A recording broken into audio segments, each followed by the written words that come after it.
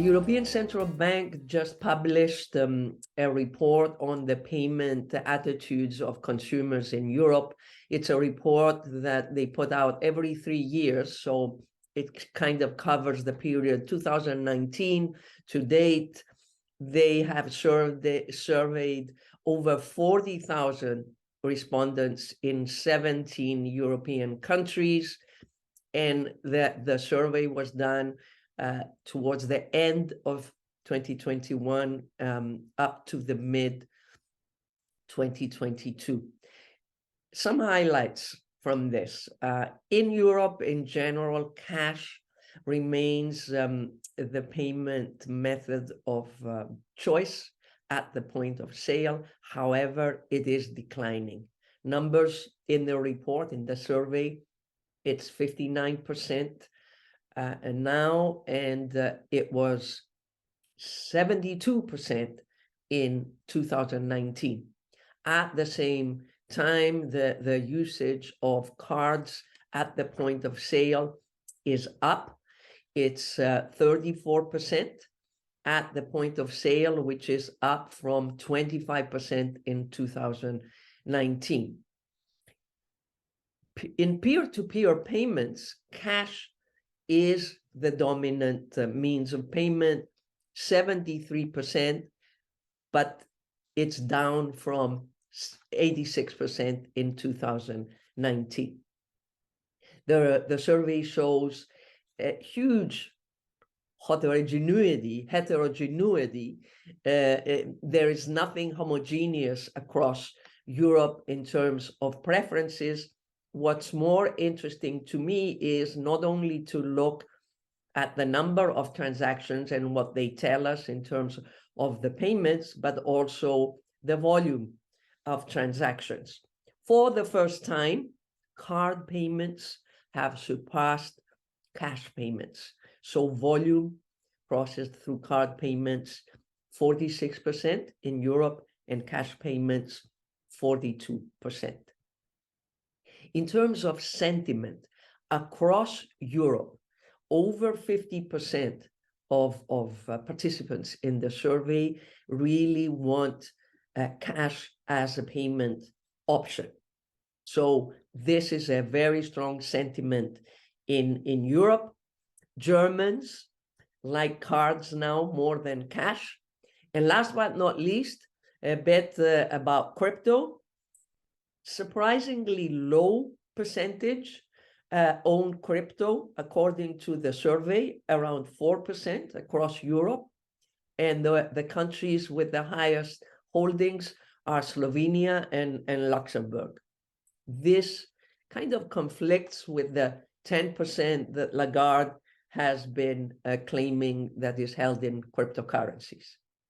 With this in mind, I'd like to welcome Dr. Jonas Gross, who is the chairman of the Digital Euro Association, but not only.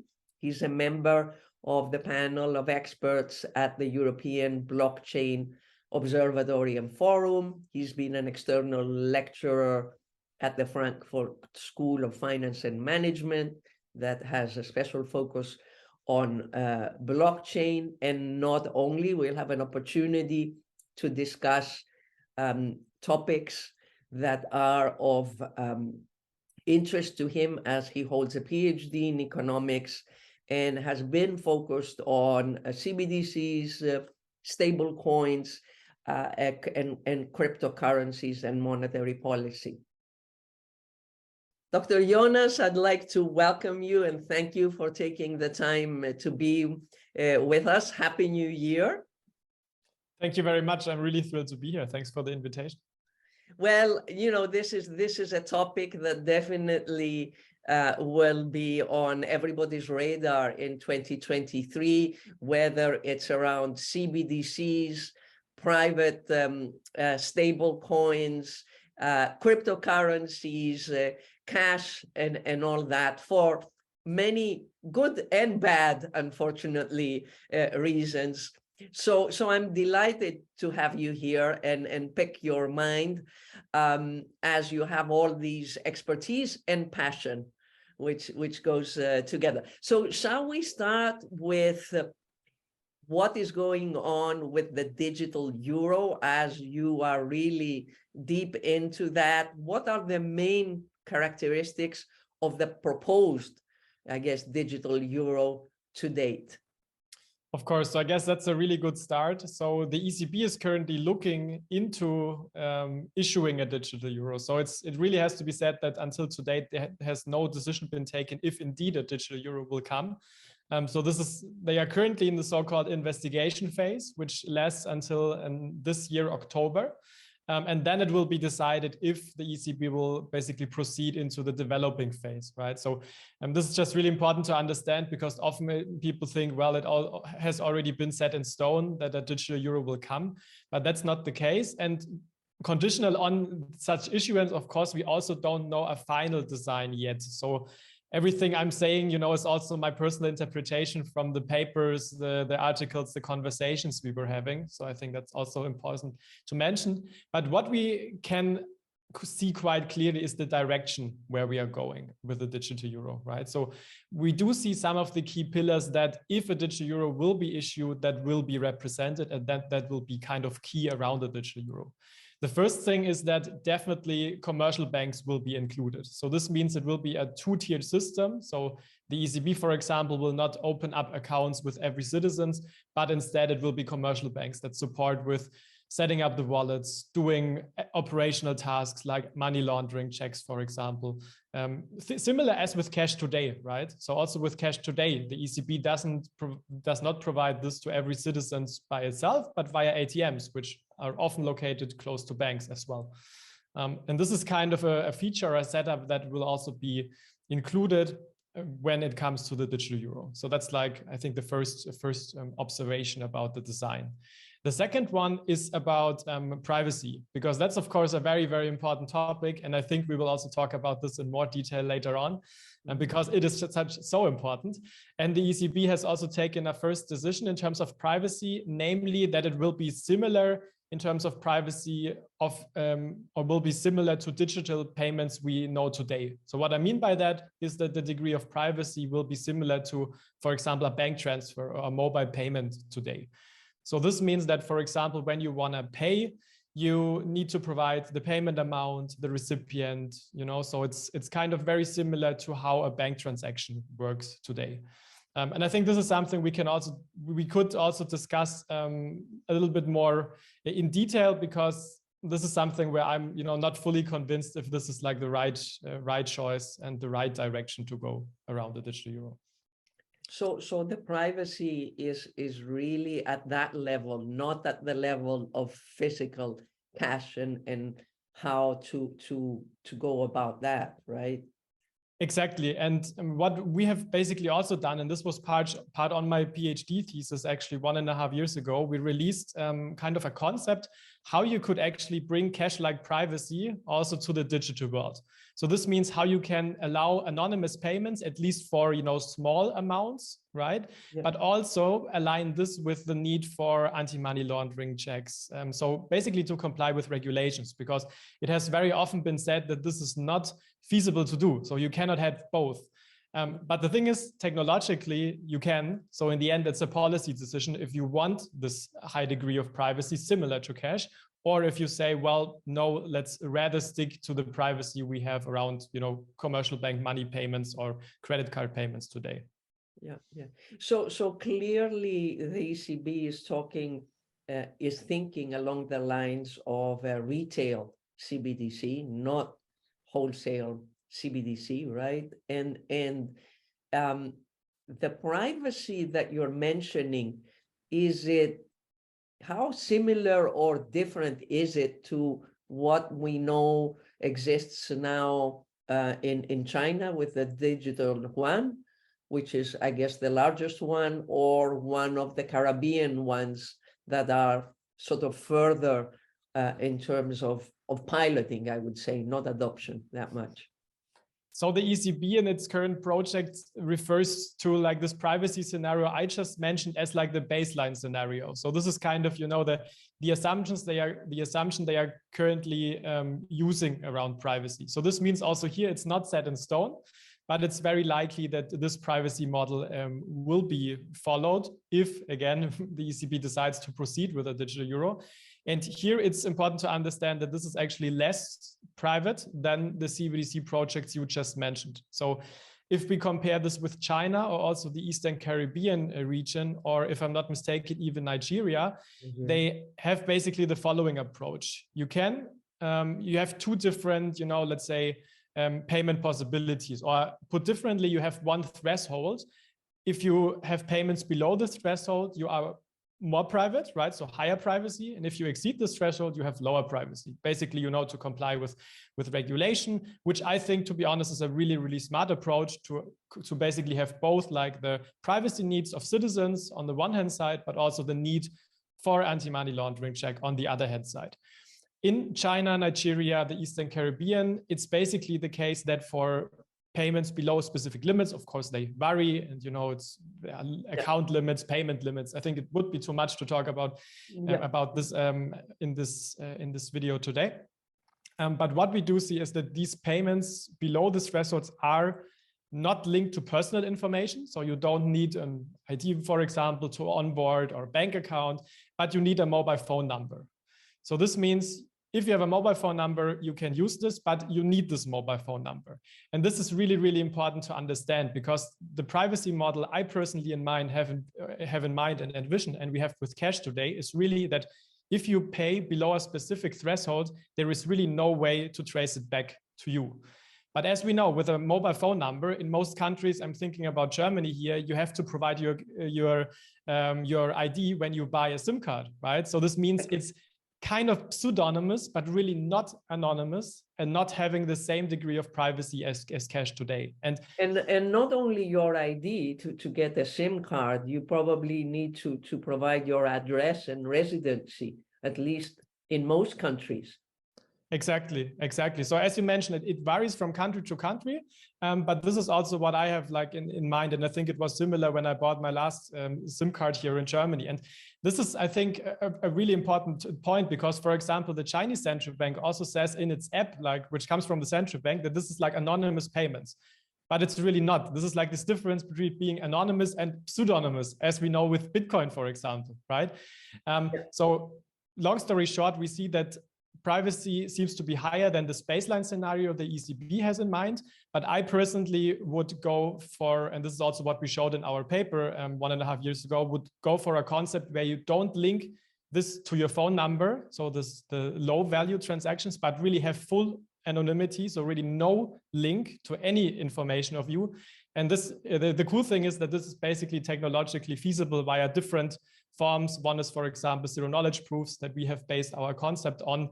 But this is in the end, a political question. And this is also one aspect we at the Digital Euro Association want to address and mention the importance of privacy, because we think this is like a fundamental civil right, which also should, be guaranteed, ensured in the digital world, where cash might, in the very, very, very long run, play a not so prominent role as of today.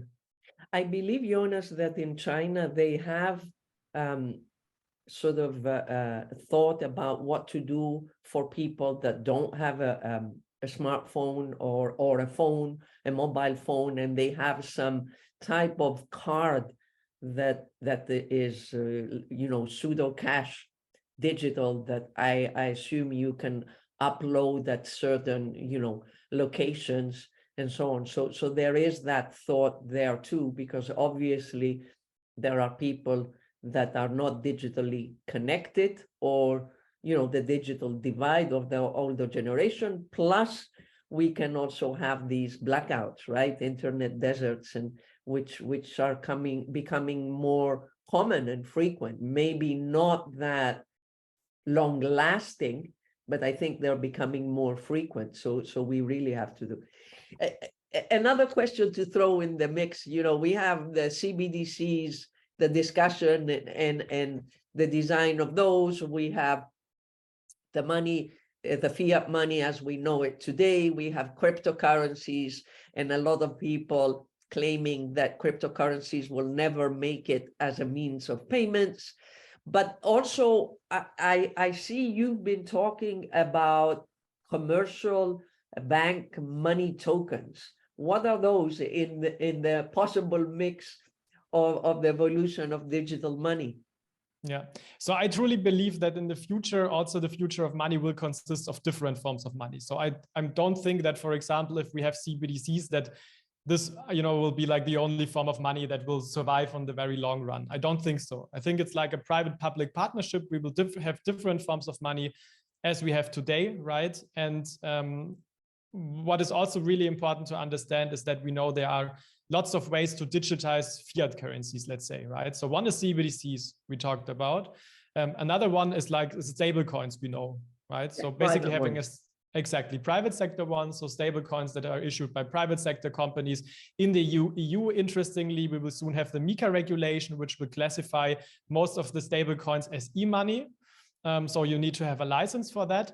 And the second, alternative to, or like a third alternative to bring the euro on a chain, let's say, would be tokenized commercial bank money. So the difference is basically that it's not an e-money institute or an unregulated institute issues this, let's call it stablecoin, but a commercial bank money does. So that's like a question of the issuer who's behind it, also has like, of course, different risk behind it. And what's very interesting, of course, from a bank business model perspective is if you issue commercial bank money, you can basically do this in a similar form as you issue money today. So this means you can have like basically money creation, which is like a business model for banks, as we know. And this cannot be the case with normal, let's say, stable coins, because they are like 100% fully backed. And we do observe very high momentum in the discussions around commercial bank money tokens. We have, for example, also seen like Citibank with the regulated liability network, where they are talking about creating a payment infrastructure where we can basically have liabilities from different institutions. So where we could have like commercial bank money tokens, CBDCs, e-money tokens / stablecoins. But this is also something I think where we are quite early, because lots of points about interoperability, fungibility, the risk and the issuance really have to be figured out and are, from my perspective, not 100% solved yet. Interesting. Is this at all related to the JP Morgan coin that has been designed for their corporate clients and used internally? Although honestly, I haven't read a lot since they've issued it about how much they've actually used it and how successful, if you want, for them and their clients it's been.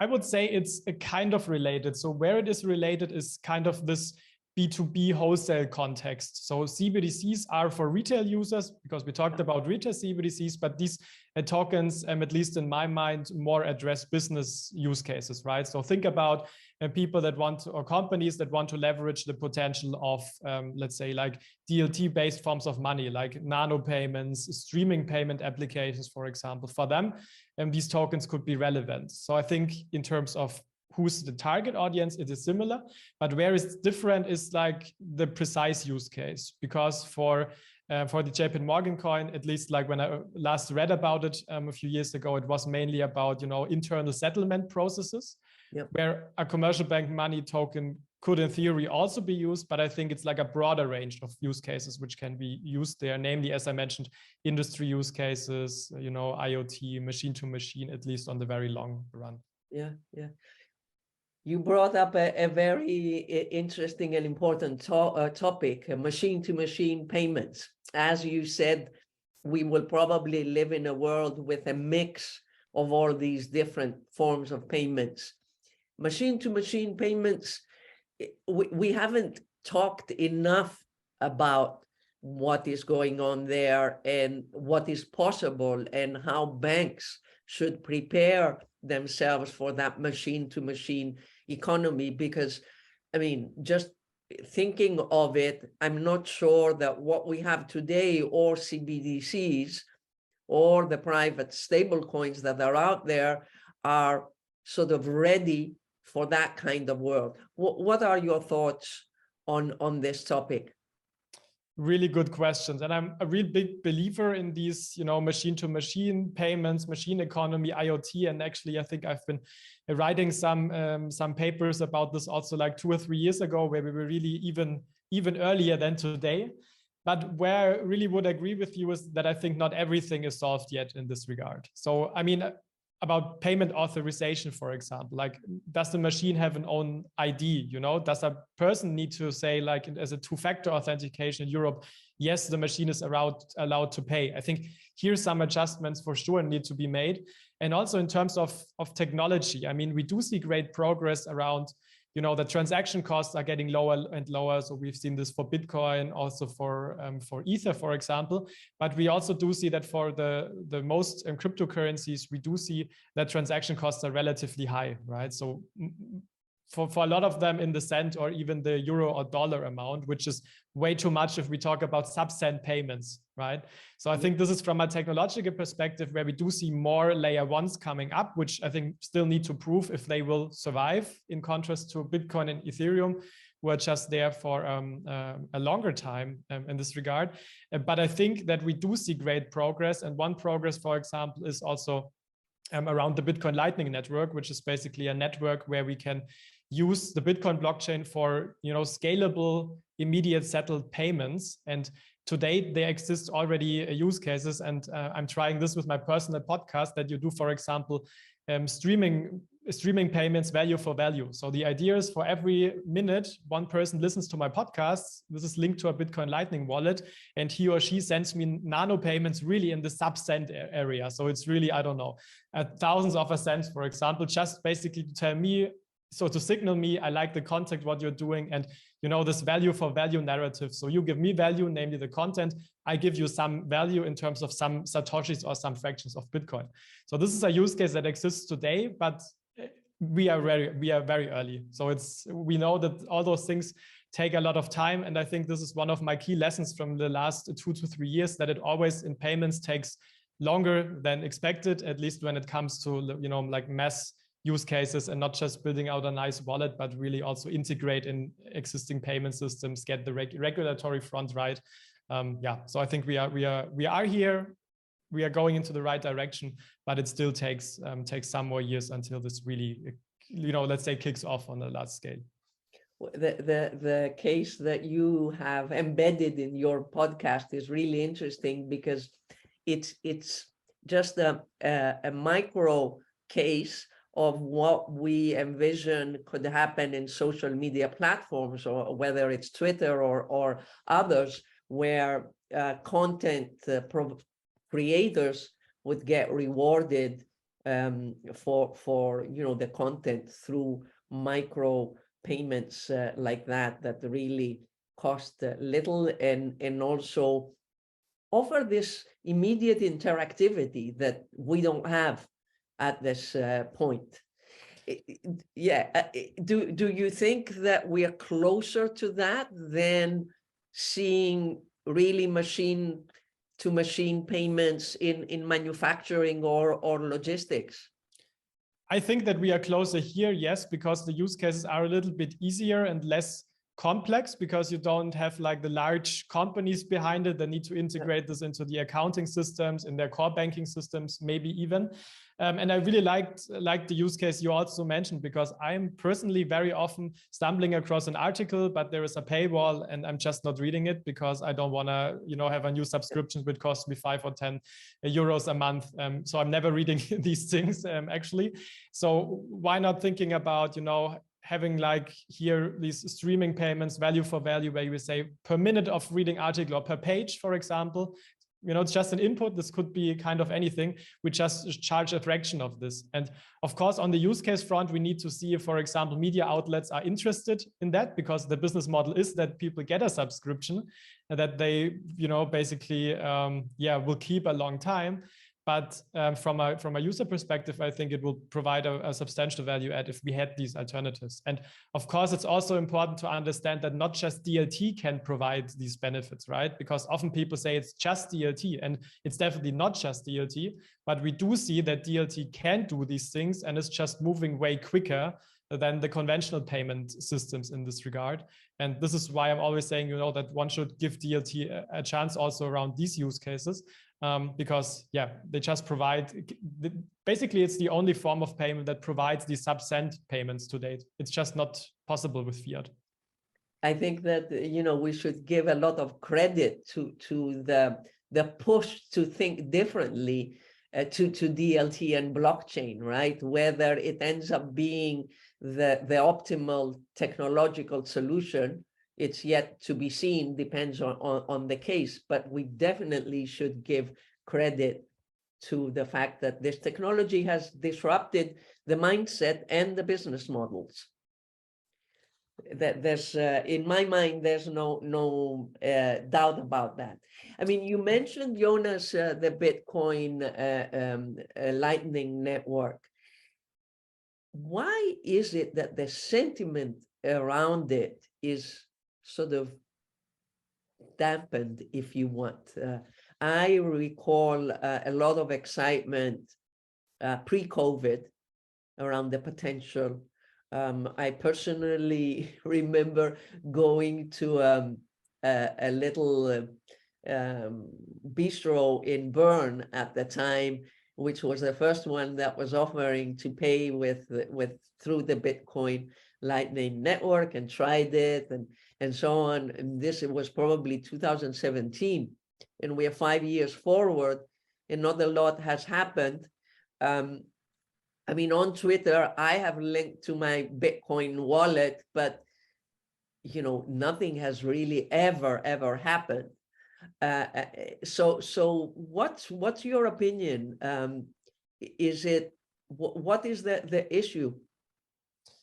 I think I would fully agree with what you just mentioned if we were back 1 year ago, because I also have to say, until probably 1 year ago, I didn't care a lot about Lightning, to be honest. And then I went into the technology, how it works, and I was really fascinated. So this was like a personal thing. But what we have seen in the last year, that there has been really great progress made around the Lightning Network. So what I mean by that is we see substantial growth. So we are still pretty small compared to normal payment systems, of course. But we have seen that it has grown multiple times basically within last year. So it's getting more and more.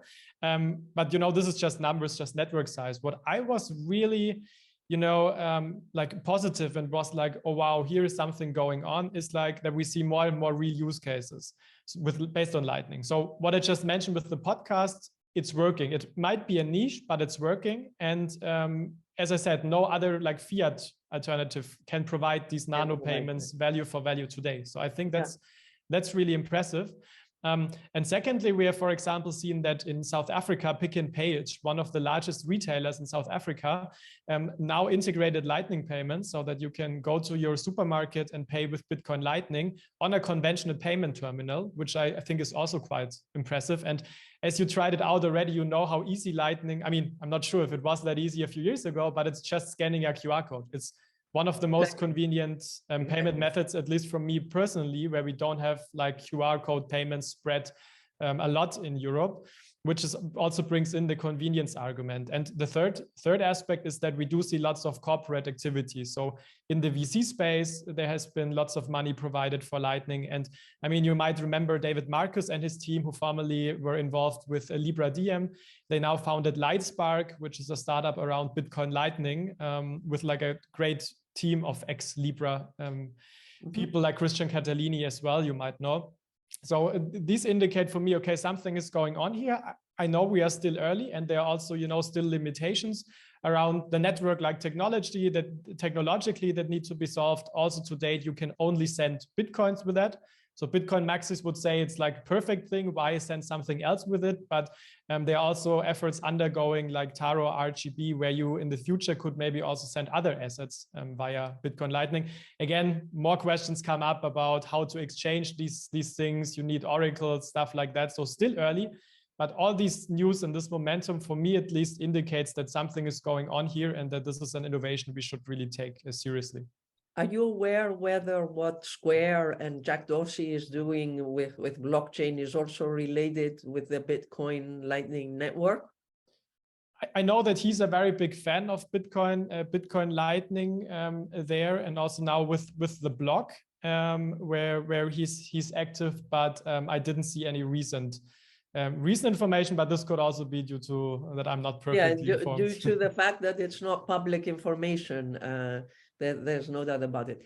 Is there any effort that you're seeing out there like a wallet or some type of integration, I would call it a wallet, that could hold all these possible monies, you know, the CBDCs, the what we have today, the cards, you know, the wallets that we have today, like the Apple and the Google wallet, are really very, I'd call them primitive, and not smart in any way. Are you seeing any wallets? Of course, there's many crypto, pure crypto wallets, but anything that's integrating these aspects? Well, I would say so. I would say yes and no. So I'm not aware on, you know, a really major large wallet that can do this today. But I'm very well aware of some startups that have developed wallets that actually can do this. So technologically, I think that's totally doable and will also be the case in the future. I personally have the feeling that around CBDCs, there is not sufficient focus set on the wallet yet. So we've seen that the Bank of England, for example, had like a kind of tender, basically contracting a company that develops a wallet. But I think this is kind of, for me, was one of the rare occasions where a central bank talked about wallets of CBDCs. So I think we are a little bit, let's say, too early to talk about this in detail. But I'm sure the solution will exist. And maybe also, you know, I mentioned the regulated liability network. If this, it's still quite early, but if this works out technologically, this could also be a way where we have different liabilities, right? And then in this network, and then we could easily kind of integrate this also in a wallet.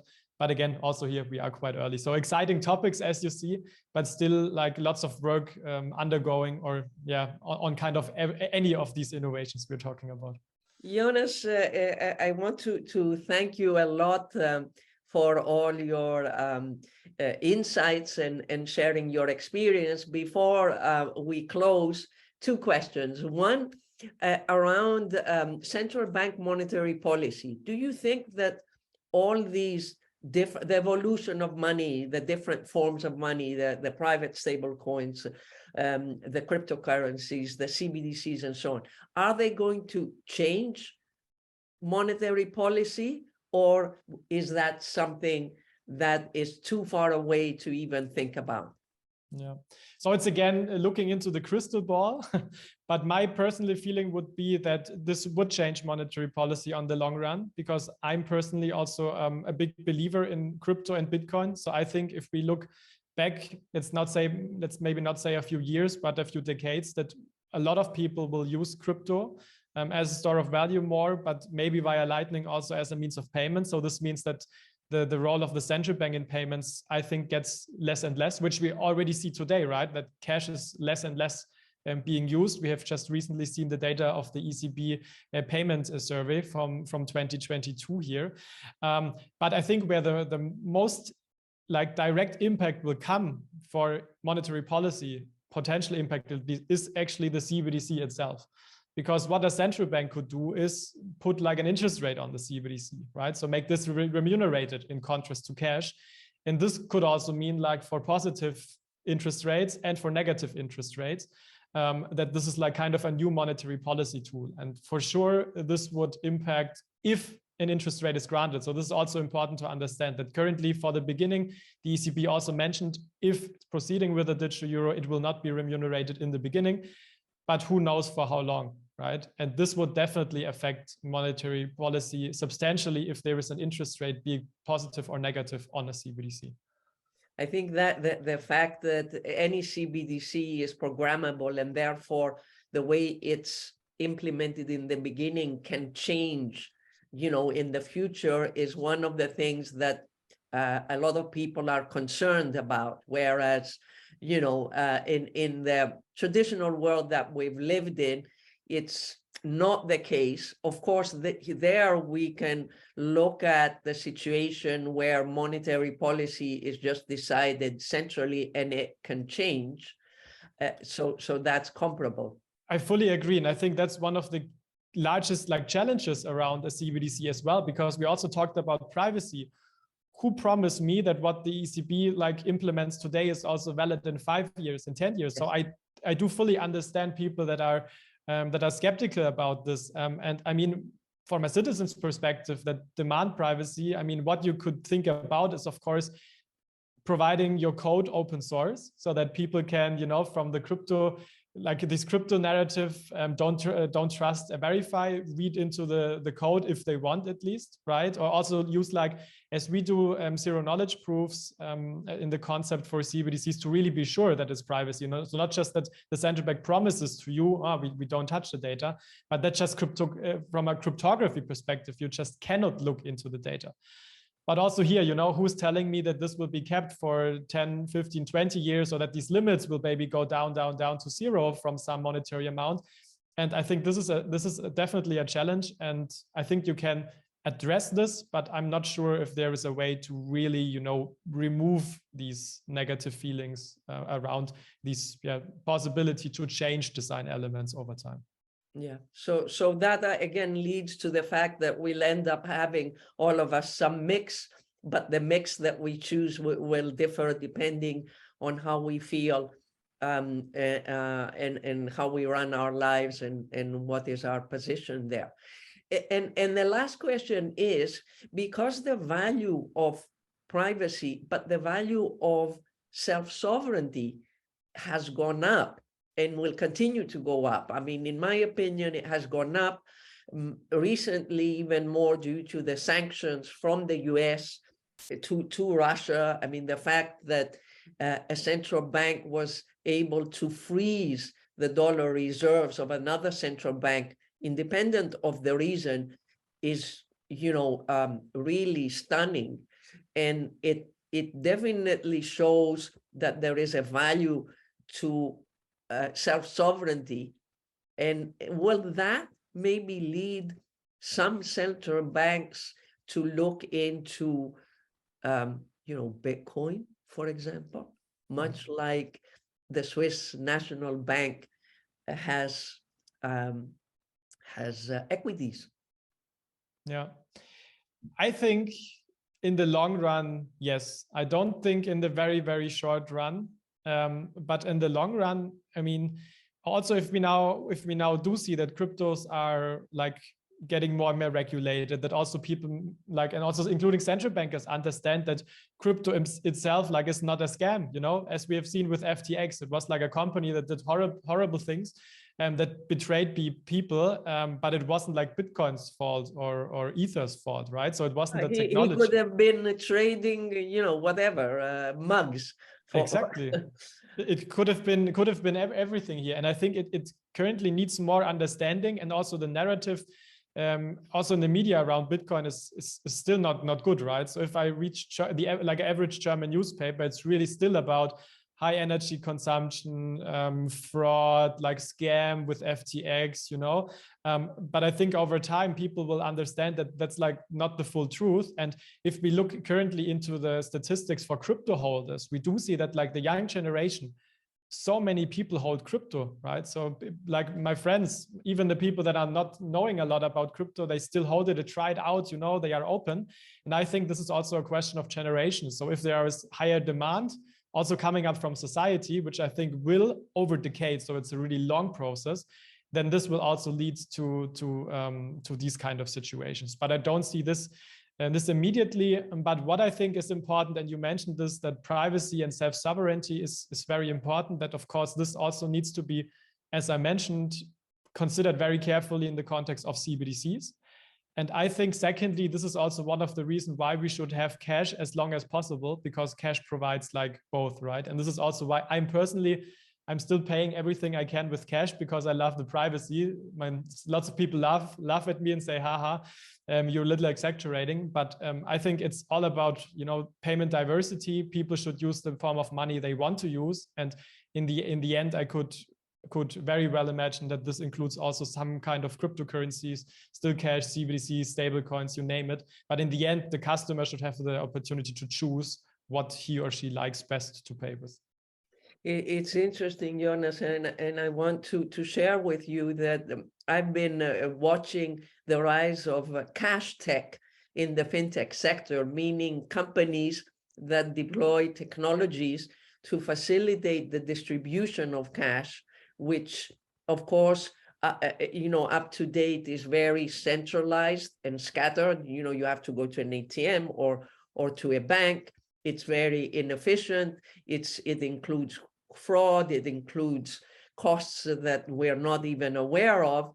And these technologies are helping people get cash anywhere they are, like, serve the customer if you want where you're at. So if you need cash, they can deliver it at the supermarket, at your, the store that you frequent at, anywhere. So it's very interesting how these forces are there and serving at the same time, while we have this complete digital future over our head, that I think it also creates this sentiment that we want to hold on to something physical, because that way if we disconnect completely from money, we lose the sense of managing it and planning.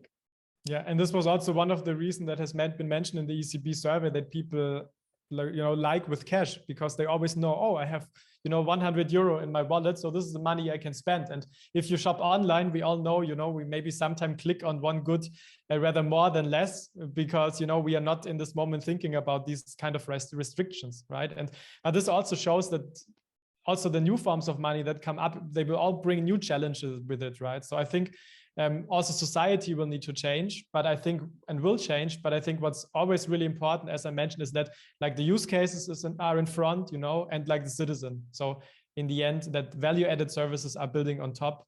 And I think this is also definitely something we will see of more and more over the next few years as well.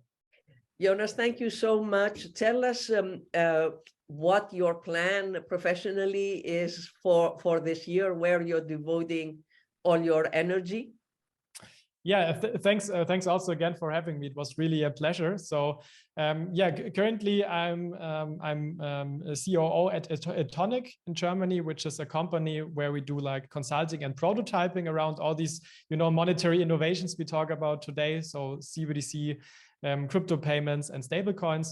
And I'm also continuing, of course, my role as the chairman of the Digital Euro Association, where we really, as like, an independent think tank, an independent voice around CBDCs and stablecoins, wants to be seen, have like a community with more than 800 individuals and companies and central banks, which I think is quite exciting for me to see, and also to impact the debate. And I think what's really important, like for me personally, is really to contribute basically also to a world or future of payments, which just improves things and contribute basically to a better society around payments. So this is what drives me every day, and this is also why I really like my roles and my jobs really, really a lot.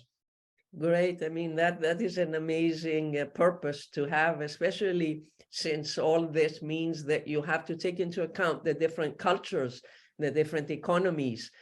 Even within Europe, there's so much diversity, and when you're planning, designing these monies, these ways of moving value, which is really the core of the economy, you have to take into account these. So bravo, it's great. Thank you very much. Thanks for having me.